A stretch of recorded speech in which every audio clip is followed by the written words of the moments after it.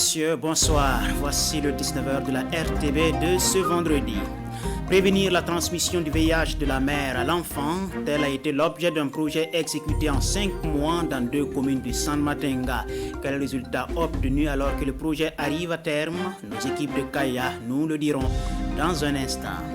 L'autre événement de Kaya, l'excellence célébrée, le San Matenga récompense ses meilleurs élèves et enseignants qui ont brillé par leurs résultats à l'examen du certificat d'études primaires. Dans ce journal, nous découvrirons les meilleurs de l'année au niveau provincial.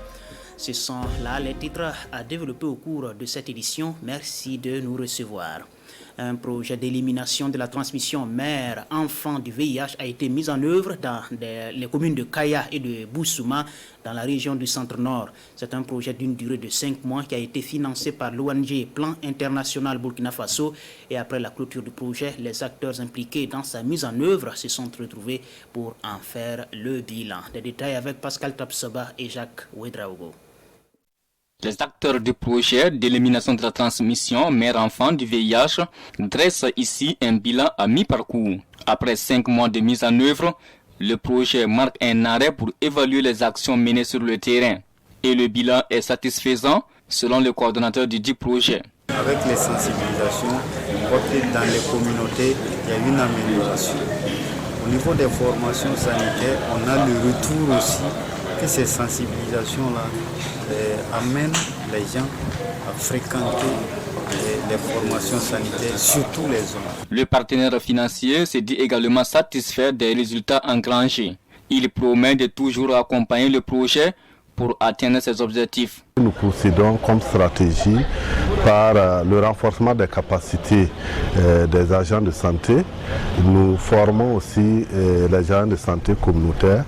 Nous intervenons dans la mobilisation sociale à travers la mise en place des écoles de mari, mais aussi nous dotons les différents districts en intrants pour le dépistage et le suivi. Le projet d'élimination de la transmission mère-enfant du VIH, qui est à son 5e mois de mise en œuvre, est financé par Plan International Burkina Faso. Il concerne les districts sanitaires de Kaya et de Boussouma. Voilà, c'est donc un projet toujours en cours et le bilan fait est un bilan à mi-parcours. Afadan Gourmand, c'est un autre projet qui fait aussi son rapport après 6 mois d'activité. L'Association pour la promotion et le développement du Goulmou a travaillé pendant 6 mois à l'abandon des violences basées sur le genre dans la région de l'Est. Grâce à ce projet soutenu par le Fonds commun genre, plusieurs activités de sensibilisation ont été organisées visant à réduire les violences basées sur le genre d'ici la fin du projet qui est prévu pour une durée de 18 mois. Nous voyons cela avec Presley Kiemtore et Jérôme Tendano. Après 6 mois de mise en œuvre de son projet de réduction des violences basées sur le genre, l'Association pour la promotion et le développement du Goulmou APDG procède ici à un bilan d'étape. Un premier semestre marqué par diverses actions de conscientisation en faveur des droits des femmes, d'où la satisfaction de l'équipe dirigeante. En termes de taux de réalisation, nous sommes à plus de 81%. En termes d'effets, nous récoltons beaucoup de dénonciations de violences basées sur les gens. Nous avons vu que les villages ont pris des engagements à protéger leur progéniture face aux pratiques traditionnelles néfastes qui sont des gens dans notre région, notamment le rap, l'excision. L'extrémisme violent, la cohésion sociale, les mariages d'enfants sont entre autres les thématiques au cœur de l'action de l'APDG. Des résultats tangibles sont enregistrés sur le terrain selon les collaborateurs du projet. En fait, il n'y a plus de doute sur ces impacts-là parce que ça nous revient du terrain.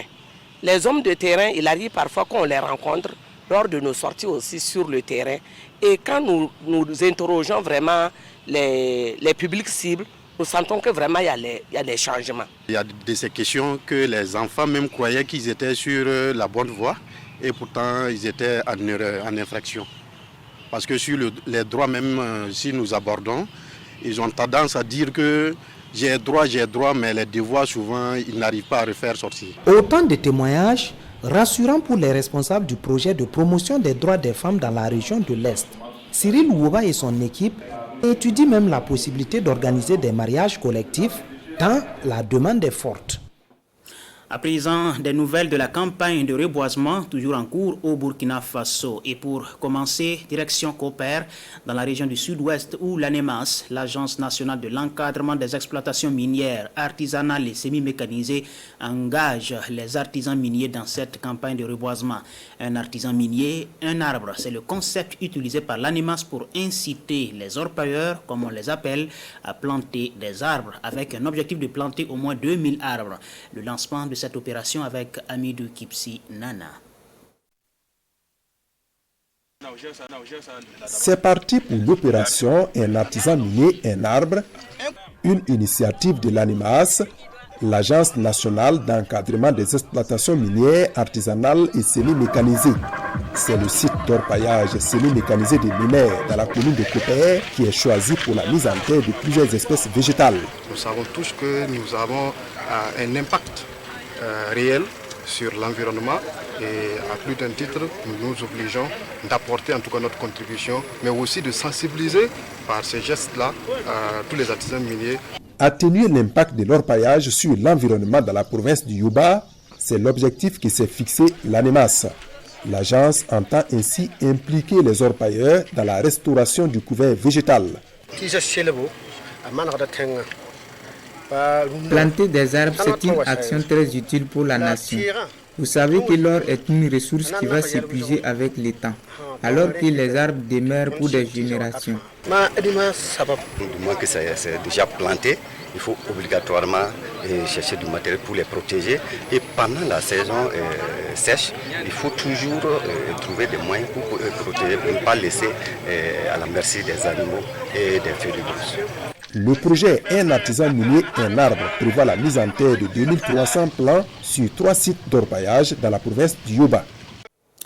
Autre localité, même engagement à planter des arbres. À Lumbila, des associations intervenant dans l'exploitation des ressources provenant de l'environnement ont tenu leur journée de reboisement. Une initiative motivée par la volonté de contribuer à remettre à niveau le couvert végétal conformément à la vision de la Journée nationale de l'arbre. De Alain Didier Compaoré. 3000 arbres plantés et entretenus à travers le Burkina chaque année.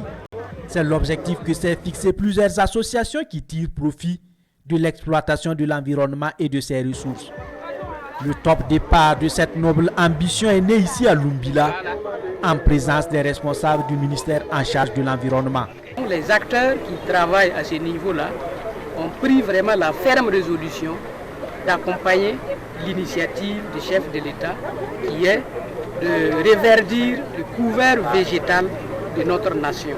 L'activité minière artisanale cause beaucoup de torts et de dégâts sur l'environnement et nous avons toujours appelé, invité tous les artisans miniers au-delà de la mécanisation de leur système d'exploitation, mais également à pouvoir accompagner toutes les initiatives liées à la plantation d'arbres. Pour cette plantation inaugurale, plusieurs centaines de plants de diverses variétés seront mis en terre. Nous prenons l'engagement de les protéger et de les entretenir. Elle regroupe plusieurs associations dont celle des exploitants d'or. Lumbila n'est que le début de cette activité qui sera étendue sur l'ensemble du territoire. Foi des organisateurs. La province du Pastoré n'est pas en reste. Une journée provinciale de l'arbre a eu lieu dans la commune de Lataudin. 2000 arbres ont été plantés grâce à une mobilisation des fils et filles du Pastoré qui ont trouvé là l'occasion de se donner la main pour le développement de leur province. Boukari Ouedraogo et Alain Savadogo. Environ 2000 plans pour reverdir le département de Lataudin. Les fils et filles du Pastoré veulent ainsi lutter contre la désertification dans la province. La journée de l'arbre est ici marquée par une remise de 700 plants aux 16 villages du département et une plantation d'arbres pour donner le top départ du reboisement dans la province. C'est pour donner un signal à ce que donc, les gens prennent conscience de l'importance donc, de l'arbre et puissent donc prendre soin donc, intégrer en fait, les actions de reboisement dans notre quotidien. Unis en association Pastoré Solidarité, les ressortissants de cette localité veulent ainsi, à travers les reboisements, cultiver l'union et les vivre ensemble pour le développement de la province. Unis, les fils et filles du Pastoré seront forts. C'est dans l'union qu'ils peuvent surmonter toutes les difficultés et construire la province.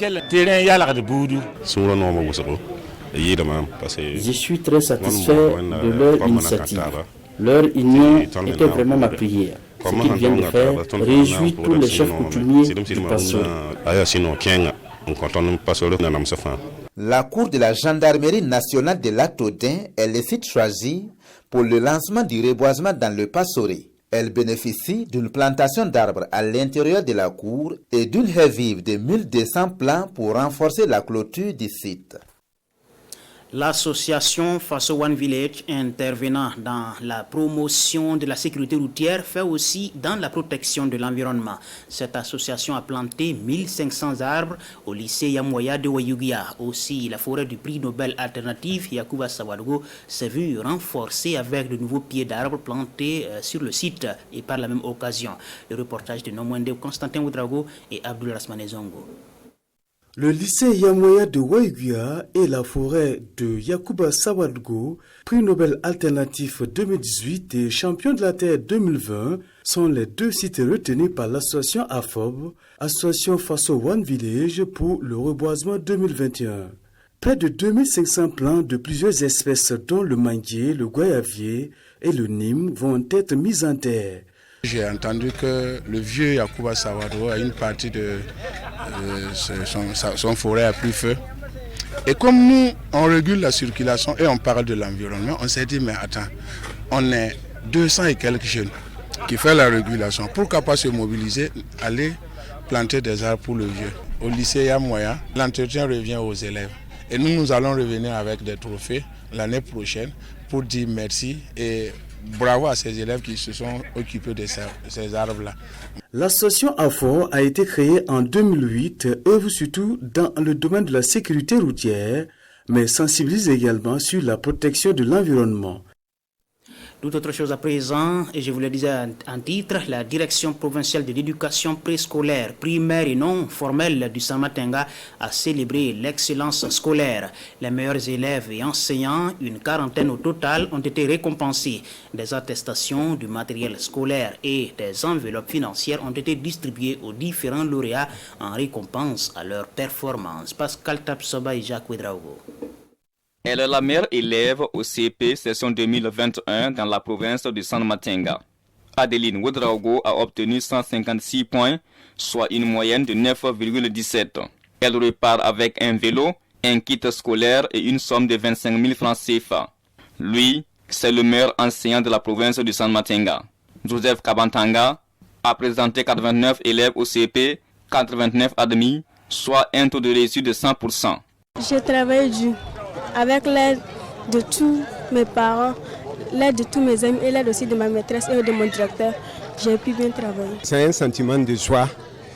Il n'y a pas de secret sauf le travail.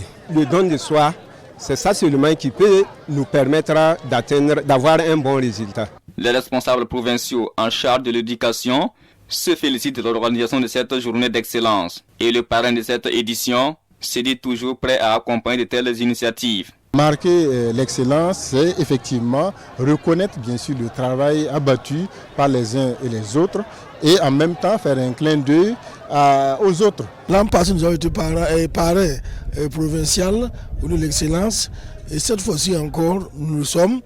Donc si l'an prochain, nous sommes sollicités et tant que nous avons en tout cas un moyen pour les soutenir, en tout cas, nous ne ménageons aucun effort pour le faire.